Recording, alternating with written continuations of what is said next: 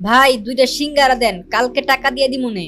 কি রে প্রেমিস, তুই আমাদের কলেজে পড়ালেখা কইরা তুই ফুটপাতে এসে 20 টাকা সিঙ্গারা খাইতেছস, তাও আবার বাকিতে? আহারে, তোর জন্য আমার অনেক কষ্ট হয়। আচ্ছা চল তুই আমার সাথে, আমি তোরে আজকে একটা 5 স্টার হোটেলে নিয়ে খাওয়ামু। প্রিমিস গরিব হওয়ার কারণে কলেজের ছেলেমেয়েরা প্রিমিসকে নিয়ে অনেক মজা করে, অপমান করে। আজকে কলেজের একটি বড়লোক মেয়ে বিলকিস প্রিমিসকে বাকিতে সিঙ্গারা কিনতে দেখে ফেলে, আর সেটা দেখে সে প্রিমিসের সাথে মজা নিতে থাকে আর অপমান করতে থাকে। প্রেমিস, মানলাম তুই গরিব ফকির, তো কি হইছে, আমার কাছে তো অনেক টাকা আছে, প্রতিদিন কুত্তারে খাওয়াই, আজকে তরে খাওয়ামু। আমি তোরে যেই রেস্টুরেন্টে নিয়ে যাইতাছি এইটা তুই জীবনে চোখেই দেখোস নাই।